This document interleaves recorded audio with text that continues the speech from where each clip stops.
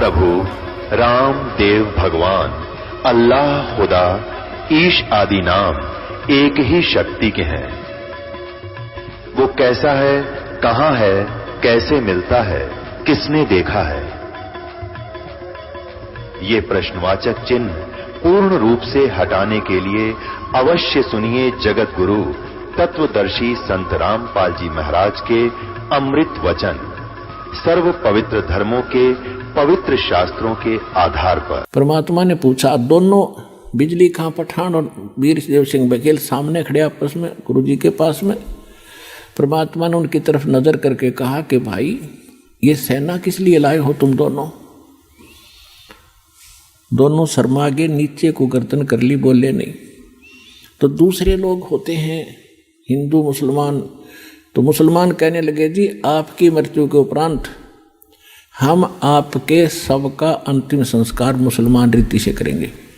अगर ये हिंदू नहीं मानेंगे तो हम इनके साथ युद्ध करेंगे। हिंदू कहने लगे हम इनको मुसलमान रीति से ये अंतिम संस्कार आपका नहीं करने देंगे, और ये नहीं मानेंगे तो सेना इसीलिए ला रखी है कि हम युद्ध करके जबरदस्ती ले जाएंगे।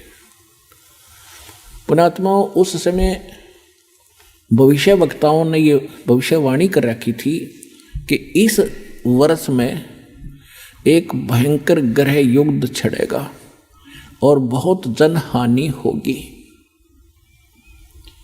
अब परमात्मा ने वो कहर टालना था। यदि मालिक समर्थ ना होते तो लड़का मर जाते, हिंदू और मुसलमान कत्लेआम हो जाता।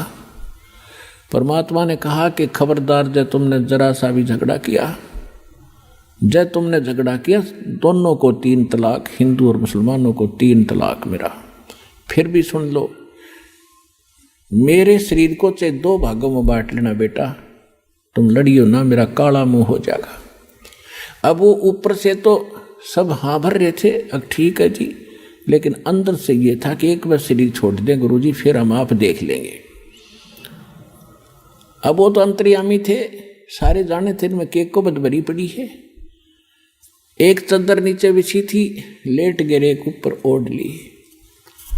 कुछ देर के, कुछ ही सेकंड के बाद परमात्मा ने ऊपर आकाश में जा रहे थे, शरीर जा रहे थे, वहां से आकाशवाणी की कि भाई उठा लो चद्दर, हटा दो पर्दा, इसमें नहीं है मुर्दा।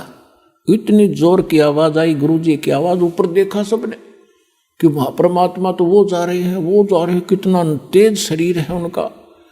और चद्दर उठा के देखा, जितना शरीर था उतने सुगंधित फूल बन गए उस मालिक के पूरी। वो तो मालिक लीला थी, सह शरीर चले गए।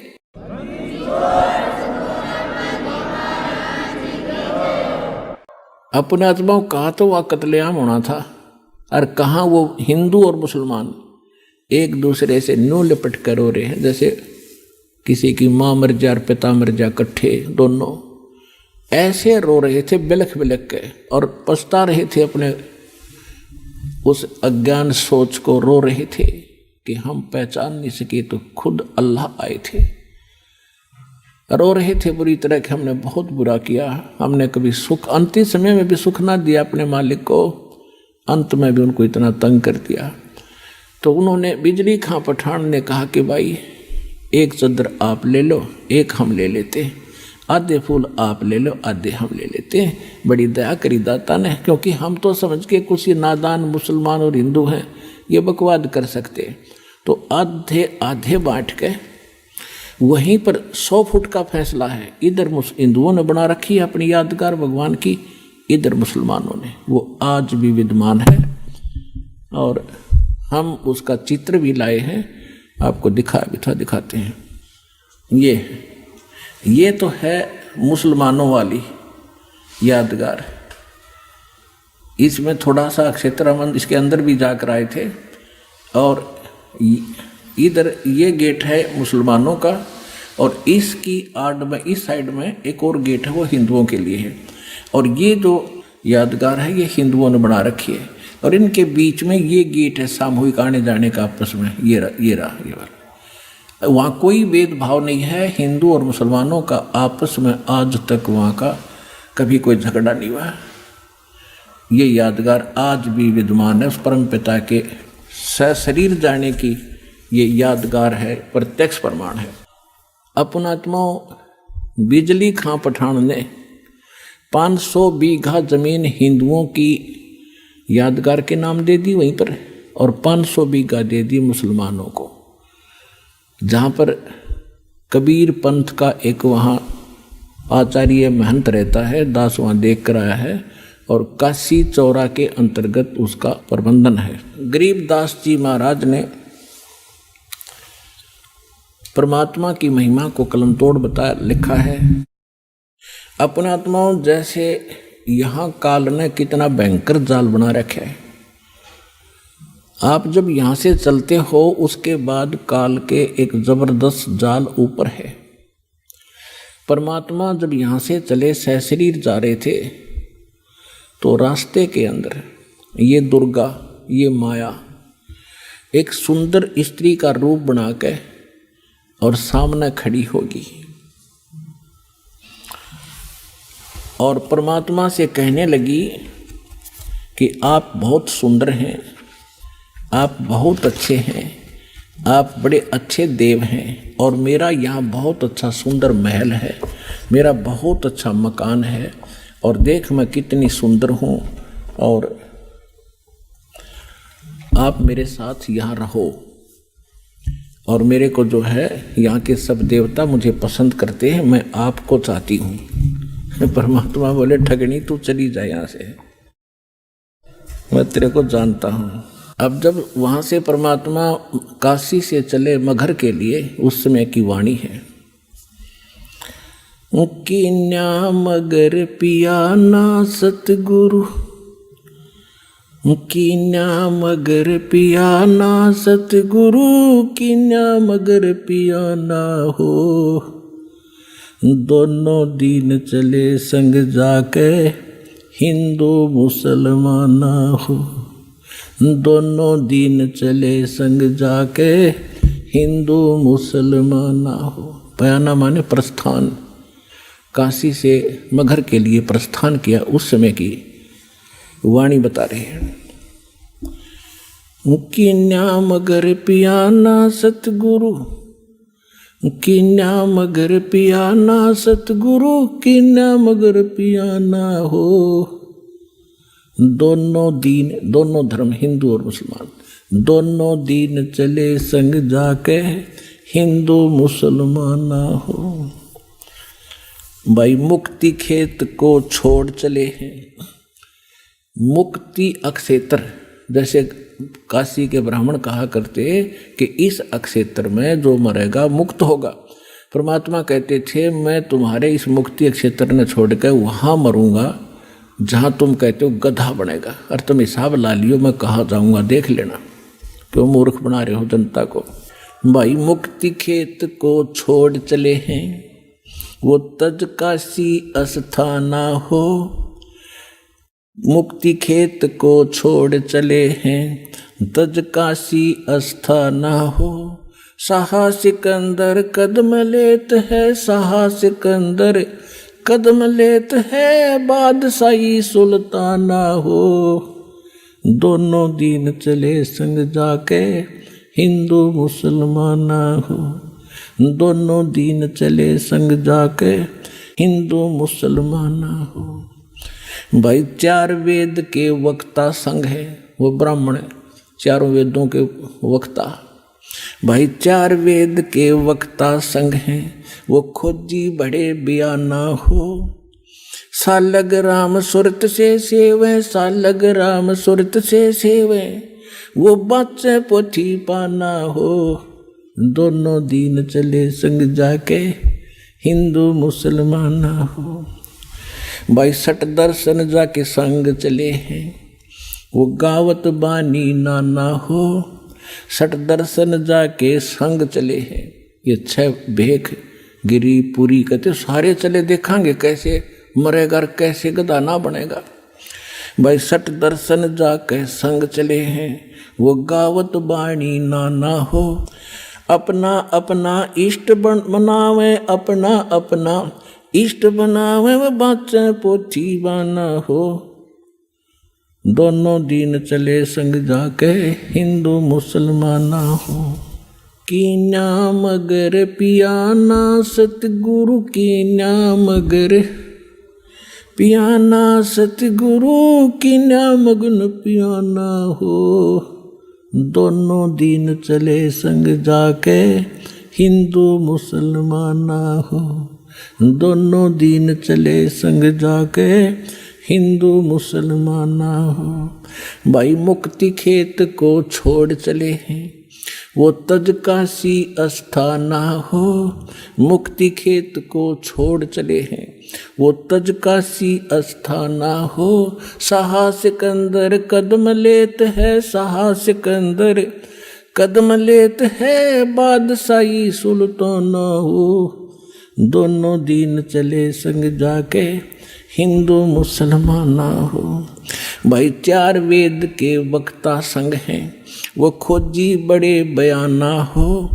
सालग राम सुरत से सेवे, सालग राम सुरत से सेवे, ज्ञान समुद्र दाना हो। दोनों दिन चले संग जाके हिंदू मुसलमाना हो। भाई 60 दर्शन जाके संग चले हैं वो गावत बाणी नाना हो। अपना अपना इष्ट संभाले, अपना अपना इष्ट मनावे, वो बाचे पोथी पाना हो। दोनों दिन चले संग जाके हिंदू मुसलमाना हो। भाई चादर फूल बिछाए सतगुरु, चादर फूल बिछाए सतगुरु, वो देखे सकल जिहाना हो। 4 दाग से रहत जुलाहा, 4 दाग से रहत जुलाहा, अवगत अलख अमाना वो। दोनों दिन चले संग जाके हिंदू मुसलमाना हो। दोनों दिन चले संग जाके हिंदू मुसलमाना हो। भाई वीर सिंह बघेल लाग करे बेनती, वीर सिंह बघेल लाग करे बेनती, वो बिजली खान पठाना वो। 2 चादर बख्शीश करी है, 2 चादर बख्शीश करी है, दीना ये परवाना वो। दोनों दिन चले संग जाके हिंदू मुसलमाना हो। भाई नूर नूर निर्गुण पद मेला, वहाँ देख बहे हैराना हो। पदलोलीन बहे अविनाशी, पदलोलीन बहे अविनाशी, वहाँ पाया पिंड न पराना वो। दोनों दिन चले संग जाके हिंदू मुसलमाना हो। भाई शब्द स्वरूप साहेब सरबंगी, वो शब्द शब्द समाना हो। दास गरीब कबीर अरस में, उसके फर्क दजा निशाना वो। दोनों दिन चले संग जाके हिंदू मुसलमाना हो। जब परमात्मा ऊपर जा रहे थे तो दुर्गा एक सुंदर युवा औरत का रूप बना के और वहां खड़ी होगी सामने जाके। देखा मगर जहूरा सतगुरु, देखा मगर जहूरा हो। भाई काशी में कीर्ति कर चाले, वो झलमल देही नूरा हो। काशी में कीर्ति कर चाले, झलमल देही नूरा हो। माया आद अर्श से उतरी, अर्श माने आसमान से, आदि माया ये दुर्गा। माया आद अर्श से उतरी, वो बनी अप्सरा हूरा हो। हम तो बरे कबीर पुरुष को, हम तो बरे कबीर पुरुष को, तू है दुल्ला पूरा हो। काशी में कीर्ति कर चाले, वो झलमल देही नूरा हो। माया कहे कबीर पुरुष से, मेरा देखो बदन जहूरा हो। अर्श विमान स्वर्ग में मंदिर, मंदिर माने महल। अर्श विमान स्वर्ग में मंदिर, ये भोगे हमको सूरा हो। काशी में कीर्ति कर चाले, वो झिलमिल देही नूरा हो। कहे कबीर सुनोरी माया, कहे कबीर सुनोरी माया, तुम कुटिल नजर क्यों घूरा हो। जिन भोगी सोए कल रोगी, जिन भोगी सोए कल रोगी, वो होगे धूरम धूरा हो। काशी में कीर्ति कर चाले, वो झलमल देही नूरा हो। माया कहे कबीर पुरुष से, माया कहे कबीर पुरुष से, मैं हूँ जग से दूरा हो। कि मैं ऐसे स्थान पर रहती हूँ, मुझे कोई नहीं देख सकता वहाँ पर। माया कहे कबीर पुरुष से, मैं हूँ जग से दूरा हो। मैं तुम्हारी पटरानी दासी, मैं तुम्हारी पटरानी दासी, मैं राखों पलक हजूरा हो। काशी में कीर्ति कर चाले, वो झलमल देही नूरा हो। कहे कबीर सुनोरी माया, तुम हो लड्डू बूरा हो। कहे कबीर सुनोरी माया, तुम हो लड्डू बूरा हो। जो तुझे खावे वो मर जावे, जो तुझे खावे वो बह जावे, तास अकल के कूरा वो। काशी में कीर्ति कर चाले, वो झलमल देही नूरा हो। श्वेत मुकुट जहाँ सफेद छत्र है, परमात्मा कहते हैं कि माया तो बूर का लड्डू है, बूर का, लकड़ी के बूर से बनाया हुआ लड्डू शीशे के बर्तन में रख दे, इतना बढ़िया दिखर खावा जो पता चल है वो कितना का आनंद था। कहते तो उस बूर का लड्डू है, और मूर्ख खावत ने तेरे को मूर्ख टच करेगा। कहे कबीर सुनोरी माया, तुम हो लड्डू बूरा हो। जो तुझे खावे सो बह जावे, तास अकल के कूरा वो। काशी में कीर्ति कर चाले, वो झलमल देही नूरा हो। परमात्मा क्या बताते हैं, मेरा श्वेत मुकुट और श्वेत छत्र है, जहाँ बाजे अनहद तूरा हो। दास गरीब कहे सुन माया, हमसे रहिए दूरा वो। काशी में कीर्ति कर चाले, वो झलमल देही नूरा हो। अब परमात्मा उसके विषय में क्या बता रहे हैं कि तू कितनी नालायक है। अब यहाँ हर पहलू पर ज्ञान दिया गया है। यहाँ पर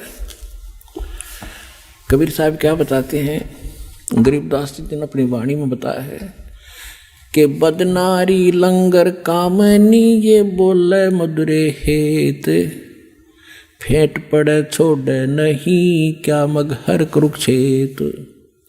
बदनारी लंगर कामनी, या बोले मुद्रे बोले, फेंट पड़े छोड़े नहीं या काटे घूंघट झोले। बदनारी लंगर कामनी, या बोले मुद्रे बोले, कोई साधु उबरे ये मुनिजन पिए गोले।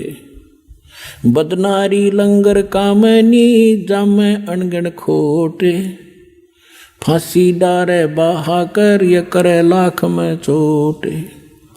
बदनारी लंगर कामनी, या बोले मुद्रे बहने, जाको नहीं पति जी ये घूंघट घट में सेने। बदनारी लंगर कामनी, या बोले मुद्रे बहने, जाके पास न बैठियो जाका कैसा देने। सतगुर हेला देते हैं सुनियो संत सुजाने, बदनारी पास न बैठियो बदनारी आई खान। नैनो काजर बाहा करिए खाए लिए हंस, हाथों में दिला के ये डोब दिए कुलबंस।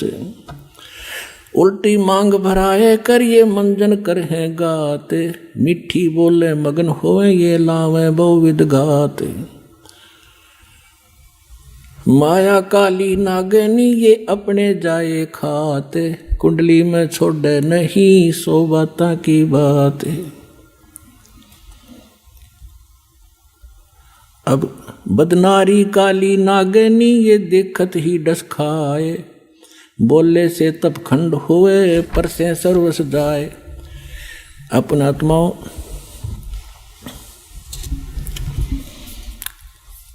बदनारी काली नागनी ये मारत है भर डंके, सुर नर मुनिजन डस लिए खाए राव और रंग के। बदनारी काली नागनी ये मारत है भरडंक, शब्द गारडू जो मेले जाको नाही संके। अब क्या बताया है कि निकम्मी औरतों को परमात्मा ने कैसे बिसराया है, उसके दोष बताए हैं। इसके साथ साथ अच्छी बहन बेटियां हैं, उनकी कितनी कलम तोड़ महिमा गाई है।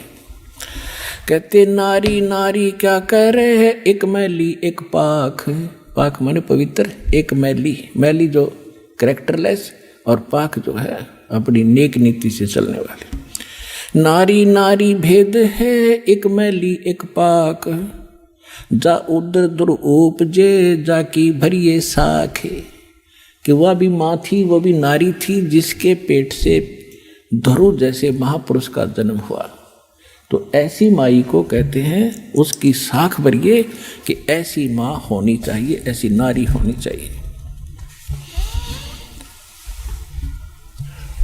कामनी कामनी भेद है, एक मैली एक पाक है, जा उदर प्रहलाद थे जाको जोड़ू हाथ। कि वह भी नारी थी जिसके उदर से प्रहलाद जैसे भक्त हुए। कामनी कामनी भेद है, एक उज्जवल एक गंध, जा माता प्रणाम है जा उपजे भरतरी गोपी चंद। कामनी कामनी भेद है, एक हीरा एक लाल, दत्त गोसाई अवतरे अनसुईया के नाले। कि वो भी नारी थी अनसुईया जैसी महान आत्मा, और दत्तात्रेय जैसे महापुरुष का जन्म हुआ, वो नेक नारी थी। कामनी कामनी भेद है, एक हीरा एक लाल, दत्त गोसाई अवतरे अनसुईया के नाल। कामनी कामनी भेद है, एक रोजम एक हंस, जनक विधेयी अवतरे धन माता कुल वंश। कि ऐसी माता धन है जिससे राजा जनक जैसे धार्मिक व्यक्ति का जन्म हुआ। नारी नारी क्या करे, नारी कंचन कूपे, नारी सेती उपजे नामदेव से भूपे। नामदेव जैसे महापुरुष जिस माँ से जन्म हुआ, तो उस नारी में और निकम्मी नारी में कितना अंतर है। नारी नारी क्या करे, नारी बहुगुण भेव, जा माता कुर्बान है जा उपजे सुखदेव। नारी नारी क्या करे, नारी कंचन कूपे, नारी सेती उपजे ये नामदेव से भूपे। नारी नारी क्या करे, नारी भक्त विलास, नारी सेती उपजे धन्ना भगत रविदास। कि जिन वह भी नारी थी, वह भी माताएं थी, बहनें थी, जिनसे धन्ना भगत जैसे और रविदास जैसे महापुरुष का जन्म हुआ। नारी नारी क्या करे, नारी कुनिरताए, नारी सेती उपजे रामानंद पंथ चलाए। नारी नारी क्या करे, नारी नर की खाने, नारी सेती उपजे है नानक पद निर्वाण। के नानक जी जैसे महापुरुष भी नारी से ही जन्म हुआ है, यानी उसमें भेद बता रहे हैं अच्छी और बुरी में। नारी नारी क्या करे, ये नारी सरगुण बेल, नारी सेती उपजे दादू भगत हमेल। नारी नारी क्या करे, नारी का प्रकाश, नारी सेती उपजे ये नारद मुनि से दास। गरीब नारी नारी क्या करे, नारी निर्गुण नेश, नारी सेती उपजे ये ब्रह्मा विष्णु महेश। गरीब नारी नारी क्या करे, ये नारी मुला माए, ब्रह्म जोगनी आद है चरण कमल लोलाए। अब यहाँ ये बताया है कि जो अच्छी हैं उनकी आदर करने के लिए कहा है, वो आदरणीय है। तो पुण्यात्माओं, परमात्मा की लीला से आपको पता चलेगा कि हम कहाँ खड़े थे, किन भगवाना के गुण गाया करते थे हम। तो इस प्रकार हमने परमात्मा की महिमा को समझना है पुण्यात्माओं। जब तक हम भगवान को अच्छी तरह नहीं समझेंगे तो अभी तक हम अपना जीवन नाश कर ही रहे थे, और कोई भी आकर हमें डगमग कर देगा। इसलिए हर पहलू पर प्रत्येक सत्संग में कोई न कोई आपको कथा सुनाई जाती है, जिससे आपको बहुत लाभ होगा। तो पुण्यात्माओं, अभी तक जो ये धारणाएं गलत थी हमारी भगवान के विषय में, अब इन सत्संगों से आपकी क्लियर हो जाएगी। ये यथार्थ ज्ञान है, क्योंकि अभी तक हम लोक वेद सुना करते थे कि कबीर साहब एक दुल्हा थे, दानक थे, कहीं पड़े मिले थे, विधवा ब्राह्मणी का हुए थे। हमने कुछ भी सिर पैर परमात्मा का नहीं पता था। तो आंखों देखा उन संतों ने बताया है, और साथ में हमारे सदग्रंथों ने प्रमाण किया है कि परमात्मा पूर्ण ब्रह्म, सारी सृष्टि के रचनहार कबीर परमात्मा है। अनंत कोट ब्रह्मांड का एक रति नहीं भारे, सतगुरु पुरुष कबीर हैं ये कुल के सिरजनहारे। हम सुल्तानी नानक तारे दादू को उपदेश दिया, जात दुलाहा भेद न पाया वो काशी माहे कबीर हुआ। तो धन्य भाग आपके पुण्यात्माओं, आपको यह अमर कथा, अमर पुरुष की सत्यनारायण की कथा सुनने को मिली। धन्य है आपके माता पिता जिनसे जन्म हुआ।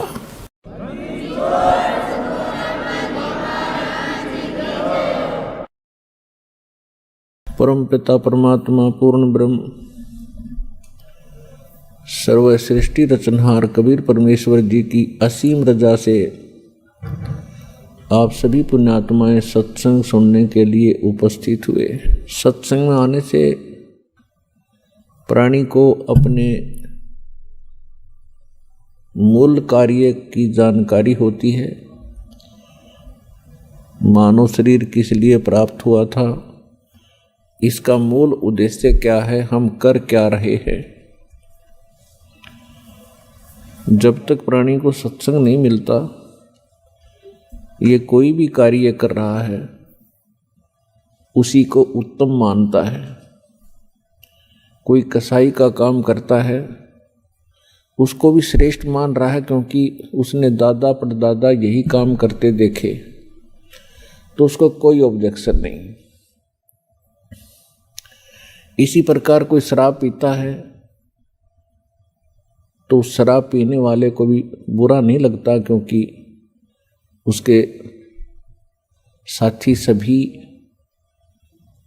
उसी कार्य को सहर्ष कर रहे होते हैं। इसी प्रकार कोई चोरी करता है तो चोरों का ग्रुप भी भिन्न ही होता है, तो उनके सब के विचार एक जैसे ही होते हैं, इसलिए उनको वो काम बुरा नहीं लगता। सत्संग में आने से परमात्मा का विधान ज्ञान होता है, परमात्मा के नियमों की जानकारी होती है, और फिर इसको पता चलता है कि जो कार्य मैं कर रहा था वो कहाँ तक उचित थे। फिर वो त्यागने की चेष्टा करता है और एक दिन उनसे विमुक्त हो जाता है। ठीक इसी प्रकार सत्संग में आने से हमें एक और ज्ञान होता है। हम कौन हैं, कहाँ से आए हैं, हमारा उद्देश्य क्या है यहाँ रहने का। ये जीने मरने वाला जो सिस्टम है, सिलसिला है, ये है क्या।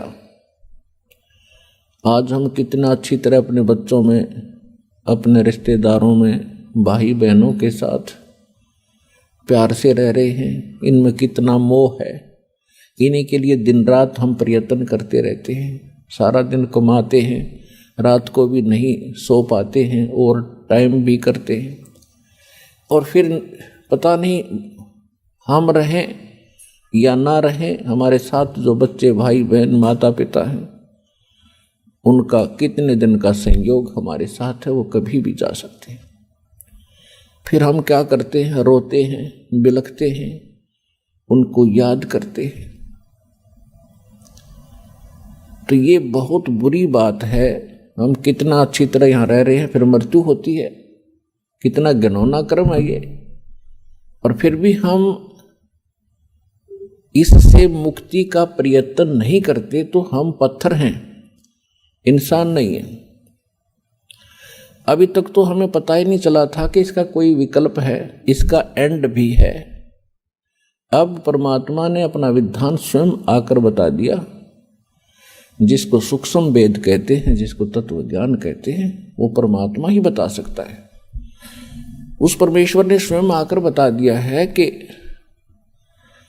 ये लोक ठीक नहीं है, यहाँ का भगवान ये परमात्मा नहीं है।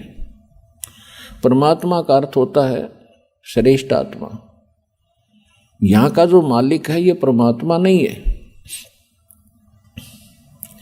परमात्मा उसे कहते हैं जो कभी किसी को दुख ना दे, केवल सुख ही दे।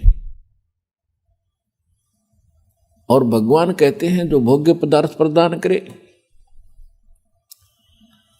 तो परमात्मा तो एक ही है, बाकी कसाई भी भगवान होता अपने बकरों के लिए, उनको खूब सुविधा देता है, चारा चराता है, पानी की व्यवस्था करता है, झोंपड़ी सेट डालकर गर्मी सर्दी से बचाता है।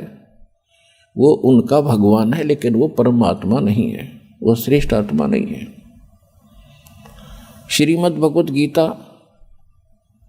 अध्याय नंबर 15 के श्लोक 16 और 17 में 3 पुरुष 3 प्रभु बताए। एक सरपुरुष ये स्वयं है, यहाँ का जो मालिक है ब्रह्म है, जिसको काल भी कहते हैं, जिसे ज्योत स्वरूपी निरंजन भी कहते हैं, जो 21 ब्रह्मांड का स्वामी है, प्रभु है, मालिक है।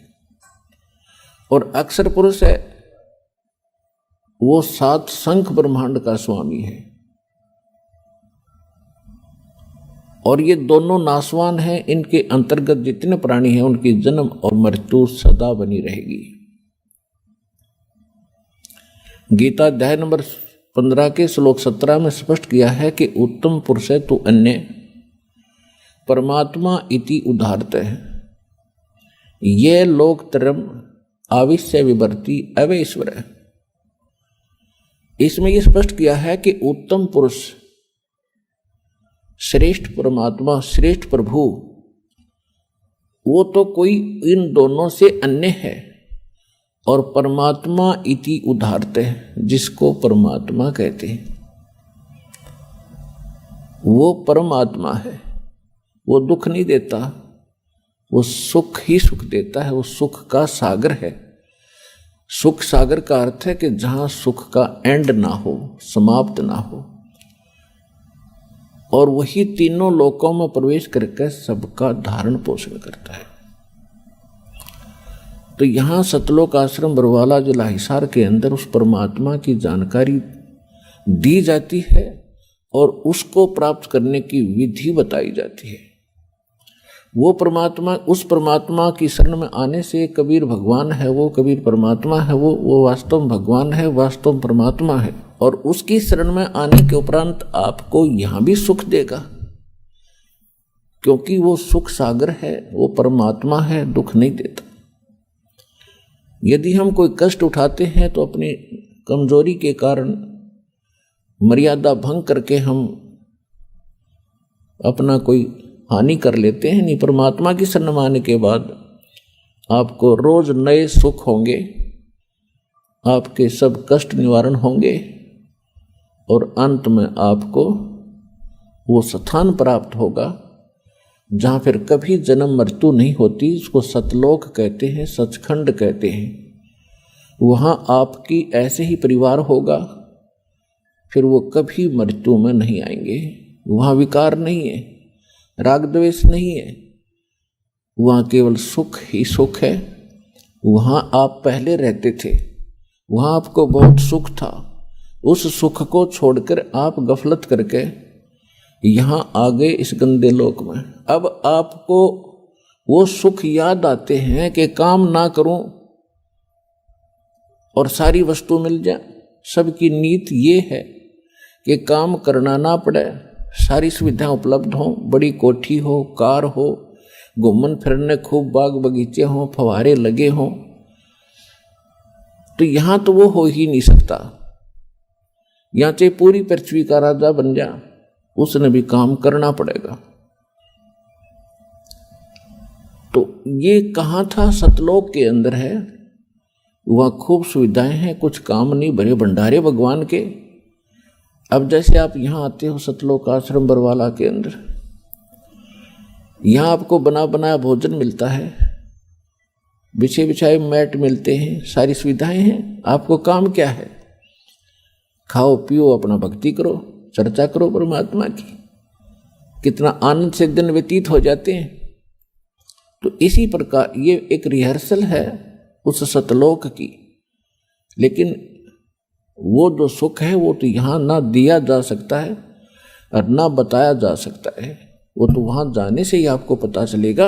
ये एक केवल उसकी थोड़ी सी नकल है। तो वहाँ जाने के बाद आपकी ना कभी मृत्यु होगी, ना कोई काया कष्ट होगा। इसलिए परमात्मा के चरणों में आकर के आपको एक विशेष ज्ञान होगा कि हम जो काम कर रहे हैं, जो संपत्ति जोड़ने की हम चेष्टा कर रहे हैं, इसमें हम रहेंगे कितने दिन। तो उसके लिए विकल्प है कि परमात्मा के चरणों में लगो, भक्ति करो। बुराइयों से दूर होना पड़ेगा आपको। तम्बाकू, कोई भी नशीली वस्तु है, सब त्यागनी पड़ेंगी। और चोरी जारी, ठगी, रिश्वतखोरी, ये भूल कर भी नहीं करना, क्योंकि इसका अकाउंट परमात्मा के दरबार में अलग से रहता है। सत्संग में बताया जाता है, मानुष जन्म पाय कर जो नहीं रटे हरि नाम, जैसे कुआं जल बिना बनवाया क्या काम। मानुष जन्म दुर्लभ है, ये मिले न बारंबार।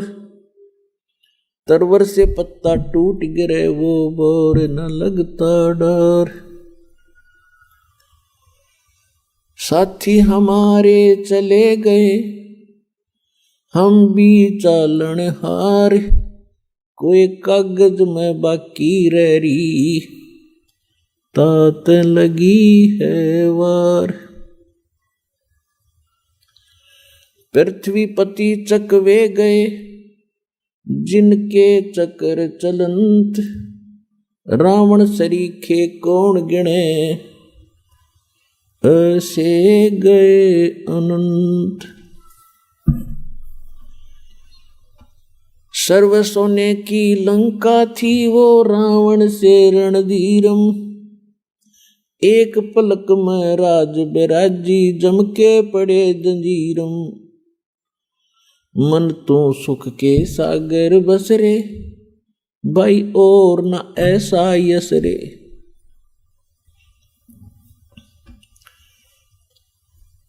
तो याद दिला जाता है कि बोले मानो, ये मनुष्य जीवन ऐसे नहीं प्राप्त होता जैसा आपने सस्ता सा समझ रखा है।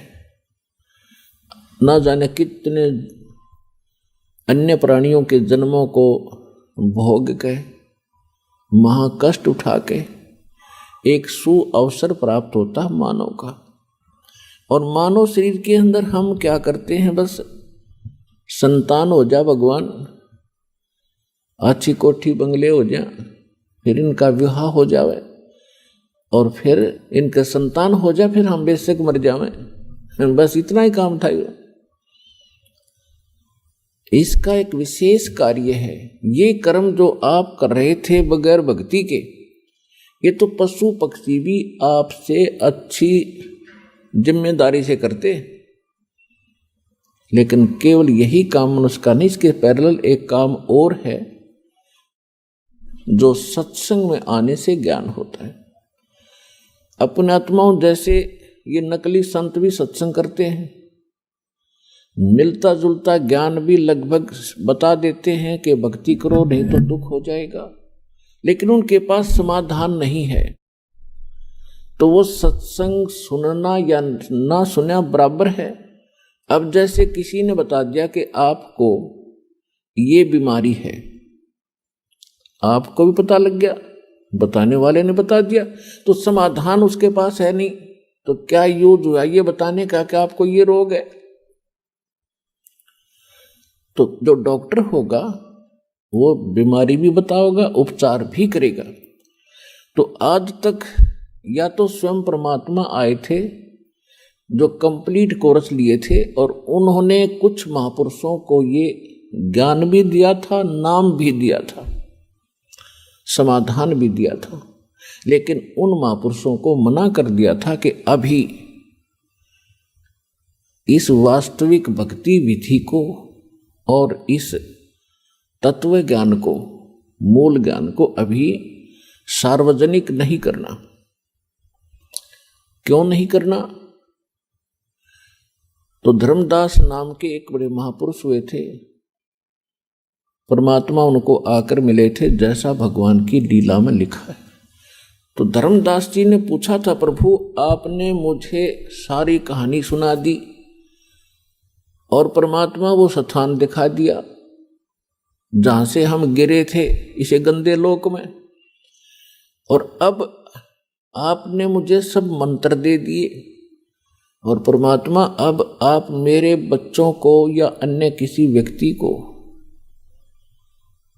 ये नाम देने के लिए मना कर रहे हो, इसका कारण क्या है? आपका दास जानना चाहता है। तब परमात्मा ने कहा था, धर्मदास ये गंदा लोक है, यहाँ का भगवान बहुत निकम्मा है, ये परमात्मा नहीं है, ये छल कपट करके जीव को यहाँ फंसाए बैठे है, और ये जितने भी प्राणी इसके लोक में हैं ये सब अपनी गलती से बालकपन में यहाँ फंसे हैं। अब इनको इसने इतना मिसगाइड कर दिया है, इतना भ्रमित कर दिया है कि इनको समझाना मेरे लिए बड़ा दूभर हो गया है। और अब इसने ऐसा मोर्चा डांट दिया कि असली भगवान का तो नामो निशान मिटा दिया, और बाकी सारी चीज को कैसी पूजा करता है बड़ी खुशी से करता रहो, कोई प्रॉब्लम नहीं। कहीं तीर्थ पर जाओ, कोई व्रत रखो, कोई मंदिर पूजो, मस्जिद पूजो, गुरुद्वारा पूजो, चर्च में जाओ, या कहीं 4 ईंट लगा के वह मत्था टेकते रहो, या कोई घोर तप कर लो। वो साधना इसने समाप्त कर दी जिससे मोक्ष होगा। और इस काल भगवान ने अपने दूत भेज रखे हैं ये संत बना के। ये मेरे बच्चे हैं सभी, ये संत भी मेरे बच्चे हैं, मेरी आत्मा है, और श्रोता भी मेरी आत्मा है। लेकिन अब ये इतने भ्रमित हो गए, काल के हाथों पड़ गए। अब यो इनको नाच नचा रहा है, इनकी पूंजी का नाश करवा रहा है। जो संत या कोई नेता, राजनेता, कोई मंत्री, प्रधानमंत्री, राष्ट्रपति बनते हैं, ये पिछले जन्म के बहुत घने पुण्यकर्मी प्राणी होते हैं। जैसे इन्वर्टर की बैटरी चार्ज कर रखी हो और वो पूरी चार्ज है, तो वो चार्ज है, तो वो आगे चार्जर नहीं भी लगा है, हटा दिया गया है, तो भी वो अपना काम प्रॉपर कर रही है। पंखे भी चल रहे हैं, ट्यूब भी जग रही है, और भी जो उसके सत्र का काम वो पूरा कर रहा है। लेकिन यदि आगे उसको चार्ज नहीं किया जाता है, चार्जर गलत लगा रखा है, सही स्थान में चार्जर नहीं लगा है, जिसमें लाइट है, वैसे को चार्जर लगा भी दिखता हो, तो बैटरी चार्ज नहीं हो रही, और जिस समय वो बैटरी समाप्त होगी, डिस्चार्ज हो जाएगी, फिर सब सुविधाएं एकदम समाप्त हो जाएगी। तो ये जितने संत बने हुए हैं, या कोई राजनेता बना है, कोई उच्च अधिकारी बने हैं, या पैसे वाले सेठ बने हैं, ये पिछले जन्म जन्मांतर के बहुत घने पुण्यकर्मी प्राणी हैं। और अब इनके पुण्यों का नाश करवा रहा है ये काल। इनकी महिमा बना दी, लोग सलूट मारे हैं, गुरु जी बन गए, क्योंकि श्रद्धालु तो उसको गुरु मान बैठा है, और गुरु के प्रति जो आस्था है वो तो एक विशेष होया करती है। लेकिन एक यदि कोई व्यक्ति गधे के ऊपर आस्था लगा ले कि या गाय हर बाल्टी भरेगी दूध की, वो तो मूत की तो भर सके है, दूध की नहीं उसके पास। तो जितने भी नकली संत इस तत्व ज्ञान से परिचित नहीं है, इनको सभी संत मान करके इस आशा में बैठे हैं ये पार करेंगे। ये आप तो हो जाइए पार, थारी तो बात बहुत दूर की है। पार होंगे मूल मंत्र से। मूल मंत्र से पार होंगे और देने वाला मूल मंत्रों का अधिकारी हो तब पार होंगे। तो इस प्रकार परमात्मा बता रहे हैं धर्मदास जी को कि जिस समय ये भोली आत्मा यहां फंस गई इस काल के जाल में, आगे इसके साथ में, क्योंकि जब ये यहां आए तुम सभी भक्ति युक्त थे, तुम्हारे पास घना धन था भक्ति का, और आप उस भक्ति धन को लेकर इस ठग के साथ आगे, इस ब्रह्म के साथ, सरपुरुष के साथ, इस पर तुम आसक्त हो गए। ये सृष्टि रचना में आपको बहुत बार सुनाया है।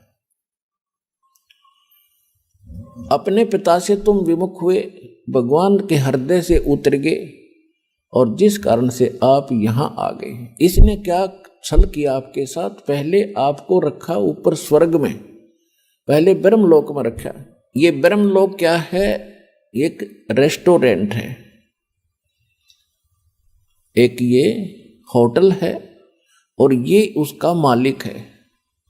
इसने वहां अपने एजेंट छोड़ रखे हैं और उसका कमीशन रखा हुआ है, और जितने पुण्य हैं वो सब सुविधा ये देता है, लेकिन उसके व्यक्ति विशेष के, उस आत्मा के पुण्यों से ही वो सब कुछ वहां खाता है, भक्ति धन से। और जब भक्ति धन इसका समाप्त हो जाता है तो उसको पृथ्वी पर पटक देता है यहाँ। और फिर इसने परमात्मा का दिया हुआ ज्ञान वेद इनकम्प्लीट दे दिया। परमेश्वर ने इस ब्रह्म को कंप्लीट स्पिरिचुअल नॉलेज दिया था, ताकि मेरे बच्चों को ये सारा ज्ञान बता दे, ये भक्ति करके फिर आ जाऊं वापस। इसने जब ये परमात्मा का ज्ञान प्राप्त हुआ, इसको परमात्मा ने, कबीर परमेश्वर जी ने इस काल भगवान के अंतःकरण में, इसकी आत्मा में ये कंप्लीट स्पिरिचुअल नॉलेज डाल दिया था, जिसको तत्व ज्ञान कहते हैं। और समय आने पर ये जब बाहर आया, वो स्पिरिचुअल नॉलेज यानी वेद, कंप्लीट वेद, पूर्ण वेद, ये एक ही ज्ञान था। फिर इसने क्या किया कि उसमें से वो पोर्शन निकाल दिया जो परमात्मा की सीधी जानकारी थी, और वो मंत्र इसने नष्ट कर दिए।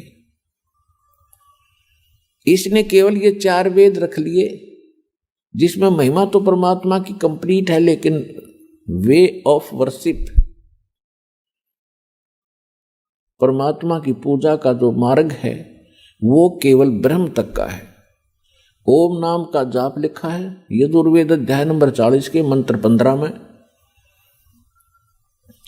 वायु अनिलम अमृतम भस्मांतम शरीरम अथितम भस्मांतम शरीरम ओम कर्तु समर किलबे समर और कर्तुम समर।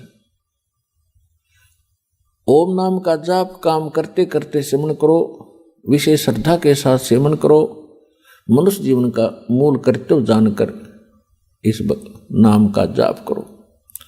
फिर 40वें अध्याय के 17वें श्लोक में बताया गया है कि वो परमात्मा, जो पूर्ण परमात्मा, वो तो गुप्त है, उसकी जानकारी ये नहीं रखता, क्योंकि ये बताना नहीं चाहता। और ये वेद ज्ञान फिर ये बता रहा है कि मेरा ओम नाम है और इसकी भक्ति करो। यही ज्ञान चारों वेदों वाला निष्कर्ष श्रीमद् भगवत गीता के अंदर ज्ञान है। 8वें अध्याय के 13वें श्लोक में इसमें भी स्पष्ट किया है कि ओम इति एकाक्षरम ब्रह्म व्यवहारण माम अनुसमरण ये प्रयाति तजन देहम सयाति परमाम गतिम। आइए अब हम उन श्रद्धालुओं के अनुभव जानते हैं जो जगत गुरु तत्वदर्शी संत रामपाल जी महाराज जी से दीक्षा प्राप्त कर चुके हैं तथा उनके द्वारा बताए गए भक्ति मार्ग पर चल रहे हैं। सर नमस्कार। नमस्कार सर। क्या नाम है आपका? रामनंदन पटेल। सर कहाँ से आए आप? मैं मूलतः रहने वाला बनारस का हूँ, लेकिन जबलपुर में मध्य प्रदेश में सर्विस करता हूँ शिक्षा विभाग में, और जबलपुर में रह रहा हूँ। आप जबलपुर शिक्षा विभाग में एक शिक्षक हैं। सर आप कितने साल से जबलपुर में रह रहे हैं? मैं 40 साल से जबलपुर में हूँ। सर संत रामपाल जी महाराज से कब जुड़े आप? मैं संत रामपाल जी महाराज से 2013 अप्रैल में जुड़ा। सर हम आपसे एक बात पूछना चाहेंगे कि संत रामपाल जी महाराज से नाम दीक्षा लेने से पहले आप क्या साधनाएं करते थे? संत रामपाल जी महाराज से नाम उद्देश्य लेने के पहले मैं जो समाज में हमारे देवी देवताओं की जो कुल पूजा होती थी, उन्हीं पूजाओं को मैं बराबर बरकरार रखा था। हमारे घर में जो है हनुमान जी की मूर्ति की स्थापना मेरे हाथों से कराई गई, दुर्गा जी की मूर्ति की स्थापना हमारे पुरोहितों ने मेरे हाथ से कराई। मैं उसी का पूजा करता रहा। फिर भी पूजा करते करते जो है मैं असाध्य बीमारियों से भी ग्रसित हो गया, और वो असाध्य बीमारियां मुझे आज तक पछाड़ती रही जब तक मैं जो है संत रामपाल जी महाराज के शरण में नहीं आया। सर, संत रामपाल जी महाराज के बारे में आपको कैसे पता चला? क्योंकि आप जबलपुर में रहते हैं, यहाँ से हरियाणा काफी दूर है। कैसे आप संत रामपाल जी महाराज से जुड़े? सर, मैं संत रामपाल जी महाराज से जुड़ने का श्रेय जो है मेरे बालक पर जाता है। मेरा बेटा जो है मेरे से 1 साल पहले संत रामपाल जी महाराज से गुरु दीक्षा लेकर के वो भक्ति कर रहा था, लेकिन घर में वो चोरी चोरी भक्ति करता था, हम लोगों को नहीं बताता था, और मैं अपनी भक्ति में सांसारिक पूजा में लगा रहता था। तो जब मेरी तबीयत खराब होने लगी ज़्यादा, तो उसने कहा कि पापा ऐसा है कि देखिए संतरा जहाँ से मैं दीक्षा लिया हूँ, और ये लोग देखिए रामपाल जी महाराज की दीक्षा लेने के बाद उस साधना को करने के बाद लोग असाध्य बीमारियों से ठीक हो रहे हैं। आपको क्या प्रॉब्लम थी? हमको सर पहले तो हमारी पौष्टिक ग्रंथि बढ़ी हुई थी शरीर की, और उसमें से जो है हमें रात भर हमको बाथरूम जाना पड़ता था, नींद नहीं आती थी, जिसके कारण मुझे ब्लड प्रेशर की बीमारी हो गई। और ब्लड प्रेशर बीमारी होने के साथ साथ एक दिन ब्लड प्रेशर इतना हाई हुआ कि मुझे पैरालाइज की शिकायत हो गई, और ये मेरा लेफ्ट साइड जो था वो जो है बिल्कुल शून्य होने लगा। और तब मुझे पता चला कि मुझे कुछ हो रहा है, और मैं ये मेरी जो पैरालाइज की शिकायत हुई थी, अपौष्टिक ग्रंथि की जो शिकायत थी, ये दोनों रिपोर्ट मेरे साथ हैं। कितने डॉक्टरों की रिपोर्ट मेरे साथ में मैं लेके आया हूँ। कौन से हॉस्पिटल में आपने दिखाया था? जबलपुर का जो सबसे बढ़िया हॉस्पिटल जिसको माना जाता है, डॉक्टर अनुराग साहनी का। और सर, क्या कहा डॉक्टर ने? रिपोर्ट में क्या बताया? रिपोर्ट में ये कहा गया, मुझे तो नहीं बताया डॉक्टर ने, इन्होंने मुझे इतना बताया कि आपके ब्रेन में क्लॉटिंग है, और उस क्लॉटिंग की वजह से आपको पैरालाइज हुआ है। और इतना बता के उन्होंने कहा आपको भर्ती होना पड़ेगा। उन्होंने एडमिट कर लिया। मैं 1 महीने तक अस्पताल में एडमिट रहा, लेकिन मेरे बच्चे को बुला करके बाद में पूछा गया, उससे बताया गया कि ये इनको बचने की उम्मीद नहीं है, आप उम्मीद छोड़ दीजिए। और मेरे पास एक ही बालक है। सर, कौन सा डॉक्टर ने कहा कि आपकी बचने की उम्मीद नहीं है? वो डॉक्टर अनुपम साहनी। जबलपुर में है ये? जबलपुर में ये है, इनका अस्पताल जबलपुर में है, मध्य प्रदेश में। सर, फिर कैसे ठीक हुए? कैसे राहत मिली आपको? तो हमें जो है वो बालक ने हमें बीच में बताया था कि पापा जो है आप गुरु से चलिए, नाम दीक्षा ले लीजिए तो बीमारियां दूर हो जाएंगी। तो मैं बीच में गुरु से नाम दीक्षा तो लिया जा करके बरवाला, यहाँ जबलपुर से दिल्ली गया, दिल्ली से फिर बरवाला जाके नाम दीक्षा तो लिया, लेकिन मुझे पहले उतना विश्वास नहीं हो रहा था, और मैं भक्ति ठीक से नहीं कर रहा था, और मैं जगत में भी कुछ लगा रहता था। तो लेकिन जब मैंने दीक्षा तो ले लिया था, जब मुझे ये पैरालाइज का अटैक हुआ था, तो मुझे तुरंत अपने गुरु संत रामपाल जी महाराज का ध्यान आ गया कि उन्होंने मुझे जो मंत्र दिया था, और उसमें हमने सुना भी था इंटरव्यू में कि जो इस नाम का जाप करता है, गुरु जी के बताए के अनुसार इस नाम का जाप करता है तो तलवार से लगा हुआ जो घाव होता है वो सुई की नोक के बराबर दर्द में बदल जाता है। तो जब मुझे अटैक हुआ तो मैं उस मंत्र का मन ही मन जाप करने लगा। तो हमारा जहाँ तक हमारा अंग शरीर का शून्य हो गया था, जहाँ सेंसेशन नहीं था, वो सेंसेशन वहीं तक जो है रुका रहा, और धीरे धीरे धीरे धीरे वो शून्यपन खत्म होने लगा शरीर का, और मैं बहुत जल्दी रिकवर हो गया, और अस्पताल से मुझे छुट्टी मिल गई। और आज मैं आपके सामने बिल्कुल स्वस्थ निरोग, मेरी जो है पौष्टिक ग्रंथि का भी ऑपरेशन नहीं कराना पड़ा, वो भी ठीक ठाक है, ब्लड प्रेशर नहीं है, मैं कोई दवाई नहीं लेता हूँ, और पैरालाइज की भी कोई दवाई नहीं लेता हूँ, और आपके सामने आज स्वस्थ बिल्कुल खड़ा हूँ। और साथ ही में अब मेरे परिवार में कोई भी व्यक्ति बचा नहीं है, सब संत रामपाल जी महाराज से दीक्षा लेकर अपनी अपनी भक्ति में लीन है, और हम लोग स्वस्थ और सुखी जीवन व्यतीत कर रहे हैं, आर्थिक लाभ है। सर, लोग आजकल भक्ति भी करते हैं, गुरु भी बना रखे हैं, लेकिन भक्ति करने का मतलब लोगों को ये नहीं पता कि वही पैरालिसिस जैसी बीमारियां, कैंसर जैसी भयानक बीमारियां ठीक हो सकती है। लेकिन जैसा कि आप बता रहे हैं, रिपोर्ट्स में आप साफ दिखा रहे हैं, डॉक्टर का नाम आप बता रहे हैं, आपको संत रामपाल जी महाराज से नाम दीक्षा लेने के बाद कोई ऑपरेशन नहीं करवाना पड़ा, आपकी पैरालिसिस की बीमारी ठीक हो गई। सर, लोगों को आप कैसे समझा पाएंगे? लोग कैसे विश्वास करें? आप रिपोर्ट्स दिखा रहे हैं। सर, विश्वास जब ही होगा सर, जब हम किसी चीज़ का उपभोग करेंगे, किसी चीज़ पे जो ज्ञान बताया जा रहा है उस ज्ञान को हम सुने, उसके अनुसार आचरण करें, तो उसका फल आपको मिलेगा। क्योंकि हमने उस आचरण अपने लाया उस चीज़ को, गुरु जी के मंत्र को, और हमें फ़ायदा हुआ, इसलिए मैं आपको रिपोर्ट सहित प्रमाण दे रहा हूँ कि मुझे फ़ायदा हुआ। अगर आप गुरु संत रामपाल जी महाराज से जुड़ते हैं, उनसे गुरु दीक्षा लेते हैं और उनके बताए हुए रास्ते पर चलते हैं तो आपको निश्चित है आपको फायदा मिलेगा। बिल्कुल लोगों को विश्वास हो सकता है, लेकिन एक हैरान करने वाली बात है। सर आप एक बात बताइए, आप एक शिक्षक हैं, आप बिल्कुल झूठ नहीं बोलेंगे। सर आप सच सच बताइए कि पहले क्या आप कोई नशा करते थे? सर मैं पहले जो है नशा भी करता था, मांस का भक्षण भी करता था और जगत के सारे व्यवहार जो होते हैं वो सब अपने मित्रों दोस्तों के साथ जा करके करता था। अब आप ये कहेंगे कि आपने संत रामपाल जी महाराज से नाम दीक्षा लेने के बाद नशा छोड़ दिया?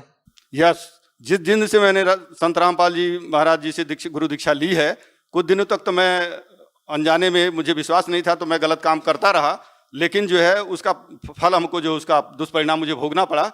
इसके बाद मुझे जो है ये ज्ञान हुआ कि नहीं, संत रामपाल जी महाराज के साथ रखकर वो सब देखते हैं, उनको मालूम है कि हम क्या कर रहे हैं, कौन सा गलत काम कर रहे हैं। तो मुझे खुद संज्ञान में आया चीज और मैंने सारी चीज जो है सबको तिलांजलि देकर मैं आज गुरु जी के बताए हुए रास्ते। सर आप एक पढ़े लिखे इंसान हैं, आप एक बात बताइए कि साइंस का ज़माना है, बड़े बड़े मेडिकल इंस्टीट्यूट बने हैं, साइंस बहुत आगे तक जा चुकी है। एक ऐसे ज़माने में लोग एक संत के आशीर्वाद देने से नशा कैसे छोड़ सकते हैं? कैसे आप लोगों को प्रेरणा मिलती है जबकि सरकार बड़े बड़े नशा मुक्ति केंद्र खोलती है, करोड़ों की योजनाएं लेकर आती है, फिर भी लोग नशा नहीं छोड़ पाते, लेकिन एक संत के आशीर्वाद से कैसे छोड़ सकते हैं? सर संत रामपाल जी महाराज के अनुसार जो ज्ञान मिलता है, उस ज्ञान में जब आदमी रम जाता है, लीन हो जाता है, तो उसको और बाहर दूसरी दुनिया की जो बुराइयां जो है वो अपने आप छोड़ के भाग जाती हैं। सर वो छोड़ता नहीं है, बुराइयां अपने आप भागने लगती हैं उससे।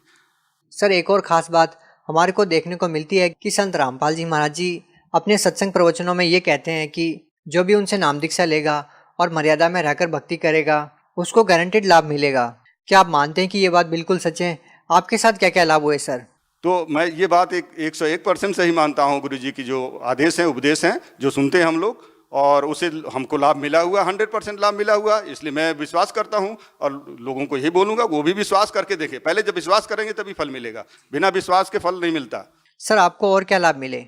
हाँ, उसके साथ साथ सर मेरे ऊपर 2 झूठे केस लगा करके लोग मुझे फंसा रहे थे।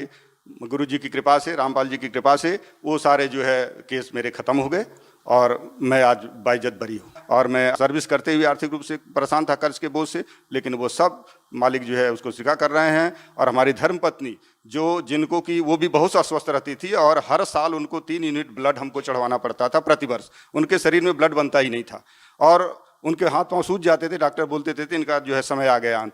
लेकिन जिस दिन से गुरु जी के शरण में गए हैं हम लोग, हमारी पत्नी को आज तक, ये 2013 से लेकर आज तक ब्लड नहीं चढ़वाना पड़ा। सर आप जबलपुर में एक शिक्षक के पद पर तैनात हैं। सर आप खुद एक शिक्षक हैं, लेकिन दूसरी ओर लोगों का ये कहना कि संत रामपाल जी महाराज के जो अनुयायी है वो शिक्षित नहीं है, वो एक अंधभक्ति के तहत उनसे जुड़े हुए हैं। आप उनके लिए अपने आप में एक जवाब हैं कि आप एक शिक्षक होते हुए भी आप संत रामपाल जी महाराज से जुड़े हुए हैं। सर इसका सीधा सा मतलब ये है कि आपने संत रामपाल जी महाराज को बहुत ही जांच परख करके अपना गुरु बनाया है। आप उन लोगों को क्या कहना चाहेंगे? सर आपका कहना बिल्कुल सही है कि मैं एक शिक्षक हूँ, अपने बालकों को सही शिक्षा देता हूँ जो सिलेबस के अनुसार सही है। तो इसी प्रकार से संत रामपाल जी जो हमारे सिलेबस हैं, हमारे जो है हमारे जो 4 वेद हैं, 18 पुराण हैं, बाइबल है, गीता, उनके सारी ये हमारा जिंदगी का सिलेबस है। इसमें जो बातें लिखी हुई हैं सच्चाई वही हमारे गुरु रामपाल जी महाराज हमको देते हैं।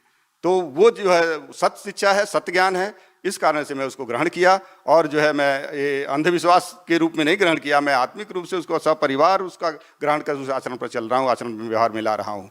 बहुत बहुत धन्यवाद।